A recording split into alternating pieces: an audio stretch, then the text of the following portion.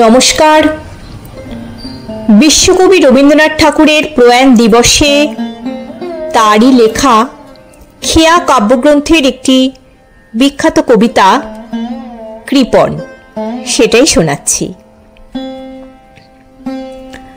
আমি ভিক্ষা করে ফিরতেছিলাম গ্রামের পথে পথে, তুমি তখন চলেছিলে তোমার স্বর্ণরথে। অপূর্ব এক স্বপ্ন সম লাগতেছিল চক্ষে মম। কি বিচিত্র শোভা তোমার, কি বিচিত্র সাজ।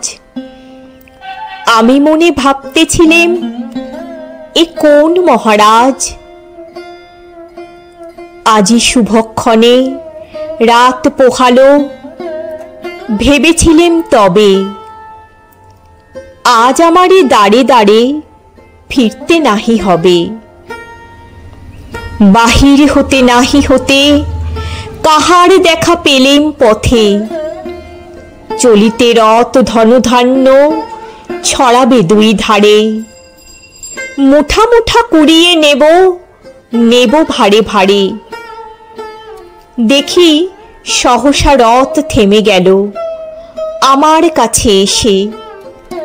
আমার মুখ পানে চেয়ে নামলে তুমি হেসে।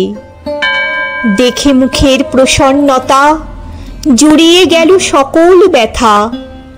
হেনকালে কিসের লাগি তুমি অকস্মাৎ। আমায় কিছু দাও গো বলে বাড়িয়ে দিলে হাত। মরি একই কথা রাজাধিরাজ, আমায় দাও গো কিছু। শুনে ক্ষণকালের তরে রইল মাথা নিচু। তোমার কি বা অভাব আছে ভিখারি ভিক্ষুকের কাছে। এ কেবল কৌতুকের বশে আমায় প্রবঞ্চনা। ঝুলি হতে দিলেম তুলে একটি ছোট কণা।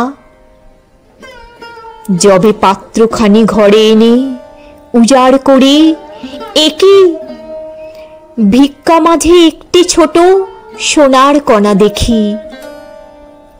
দিলেম যা রাজ ভিখারি রে, স্বর্ণ হয়ে এলো ফিরে।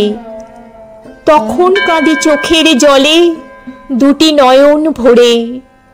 তোমায় কেন দিইনি আমার সকল শূন্য করে। তোমায় কেন দিইনি আমার সকল শূন্য করে। ধন্যবাদ।